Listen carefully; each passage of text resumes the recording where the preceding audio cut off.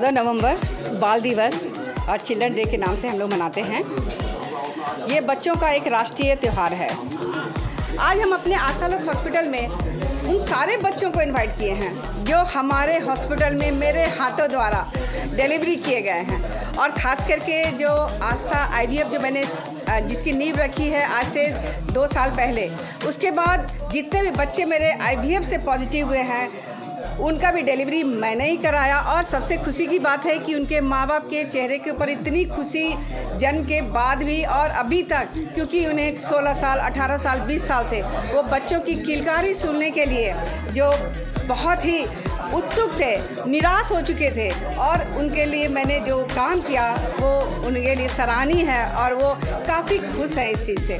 हमारा IVF का technology जो बहुत ही उत्तम है, तो हम नॉर्मली डिलीवरी तो कराते हैं, साथ ही साथ जो इनफर्टिलिटी वाले जो प्रेगनेंसी होती है उसमें हमें बहुत ज़्यादा खुशी होती है और उसे डिलीवरी करने में कुछ ज़्यादा ही हमें जो है बच्चों के माँ बाप के ऊपर में खुशी देखने को मिलती है। और हम आज सारे बच्चे को इनवाइट किए हैं। साथ ही साथ जो हमारे पटना मेडिकल कॉलेज के जो हेड ऑफ़ द डिपार्टमेंट है उनको मैंने इनवाइट किया, जो पीडियाट्रिक्स डिपार्टमेंट के हैं। साथ ही साथ कुछ एसोसिएट प्रोफेसर भी यहाँ पर उपस्थित हैं जिन्होंने इस प्रोग्राम का शुरुआत किया दीप ज्वलित करके, और साथ ही साथ उन्हें हम लोगों ने काफ़ी सम्मानित किया।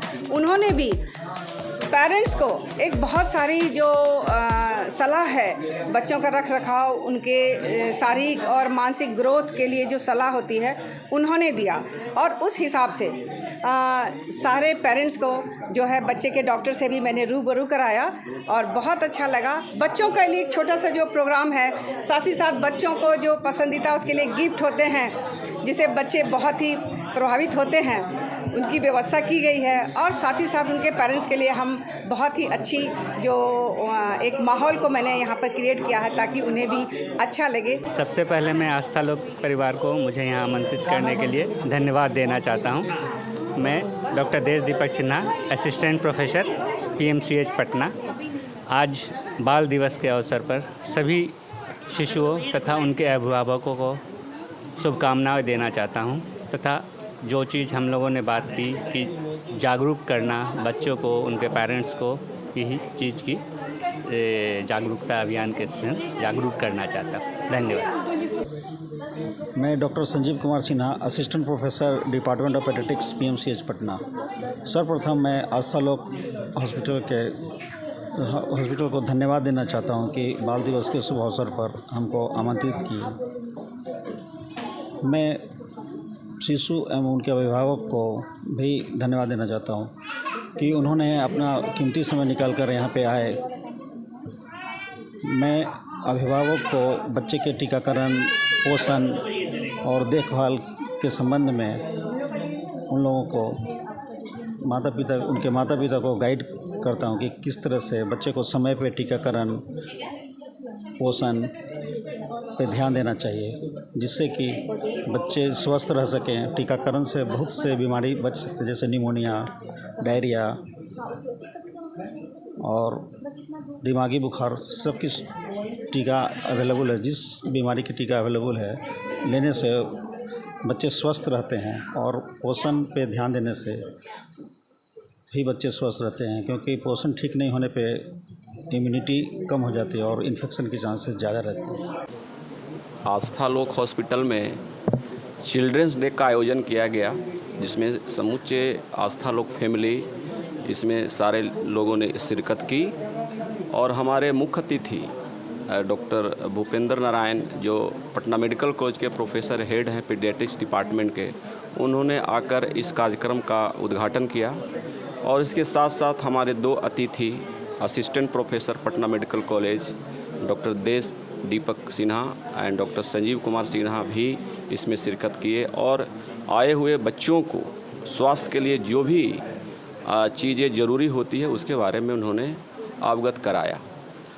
इसके साथ साथ आज डायबिटीज़ डे भी है, तो इस डायबिटीज़ डे के अवसर पर एक आस्था लोक फैमिली की तरफ से as a director doctor Mahesh Prasad, मैं ये बात कहना चाहता हूँ आपके माध्यम से कि आज के दिनों में डायबिटीज़ एक बहुत ही व्यापक रूप ले लिया है हमारे समाज में। और जितने भी समस्या आज हम लोग देखते हैं, किडनी का ट्रांसप्लांट इतना हो रहा है, किडनी ख़राब हो रहा है, उसके दो मेन वजह है, एक डायबिटीज़ और दूसरा ब्लड प्रेशर। तो आज डायबिटीज़ डे के अवसर पर एक बात हम आपके माध्यम से लोगों को अवगत कराना चाहते हैं कि हमें कैसे अपने स्वास्थ्य को डायबिटीज़ से दूर रखें, जिसमें कोई बहुत दवा की ज़रूरत नहीं होती। अगर आप अपने लाइफ स्टाइल को अगर चेंज करते हैं, अपने दिनचर्या को सुधारते हैं, तो वो काफ़ी हद तक आप अपने आप को सुरक्षित रख पाएंगे। कि हमारी ज़िंदगी थम सी गई थी।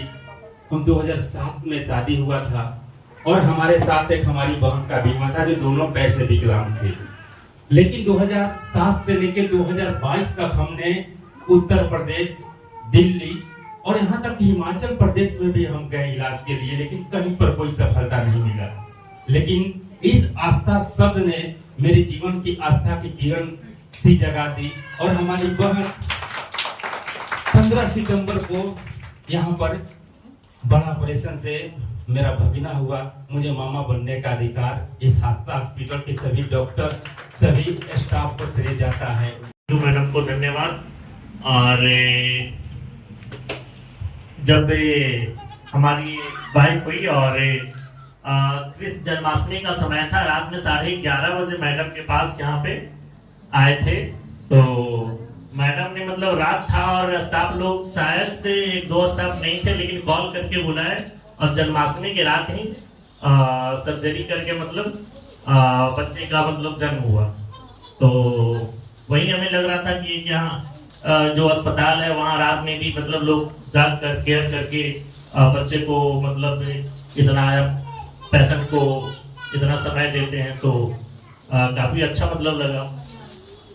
हिमांशु जी से हम यही कहेंगे कि हमें भी इस बात की खुशी थी कि जन्माष्टमी हो रहा है, कृष्ण जी आ रहे हैं, तो हम थोड़े एफर्ट ले लें, लेकिन बच्चे का एक अपना मेमोरेबल डे होगा। इसलिए हमें कभी भी कुछ ऐसा रहता है, सही बात है कि सिजेरियन में बहुत लोग इग्नोर करते हैं, लेकिन हम टाइम और समय के बहुत पाबंद हैं और ख्याल करते हैं कि आपकी जो चॉइस है।